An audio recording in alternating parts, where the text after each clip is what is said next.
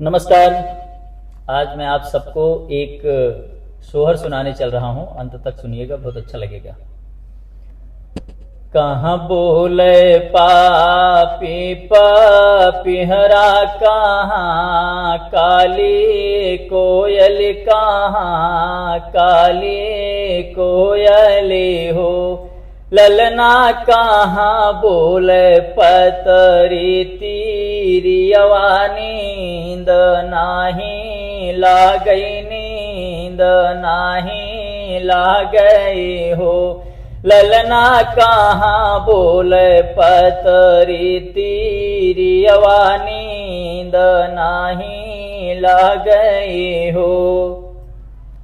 बन बोले पापी पपिहरा, आंगने कोयलिया हो, आंगने कोयलिया हो। ललना से जिया पे हो, ललना से जिया पे पतरी तीरियवा, नींद नाही लागई, नींद नाही लागई हो। कौन बेला बोलेला पपिहरा, कावन काली कोयल, कावन काली कोयली हो। ललना कवन बेला बोलेली तीरियवा, नींद नाही लागई, नींद नाही लागई हो।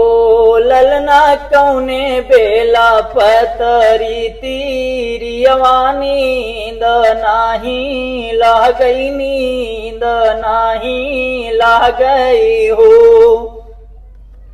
सांझ बेला बोलेला पपिहरा, सवेरे काली कोयल, सवेरे काली कोयली हो।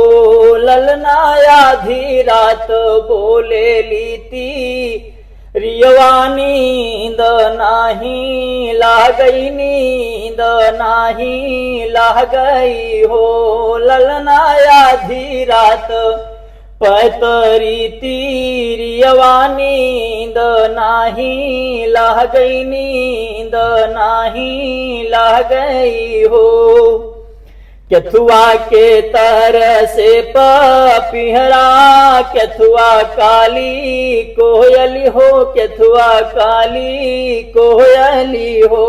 ललना केथुआ के तरसे तीरियवा, नींद नाही लागई, नींद नाही लागई हो। ललना केथुआ के तरसे तीरियवा, नींद नाही लागई, नींद नाही लागई हो।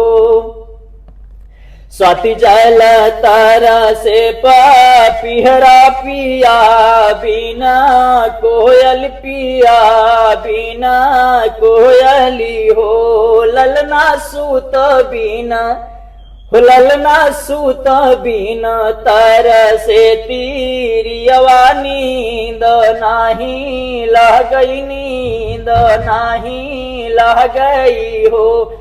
ललना सूत बिना तरसे तीरियवा, नींद नाही लागई, नींद नाही लागई हो।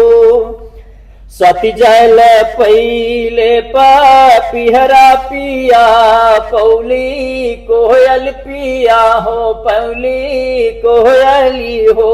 ललना सूत पौली हो, ललना सूत पौली पतरी तीरियवा, महल उठे सोहर, महल उठे सोहर हो।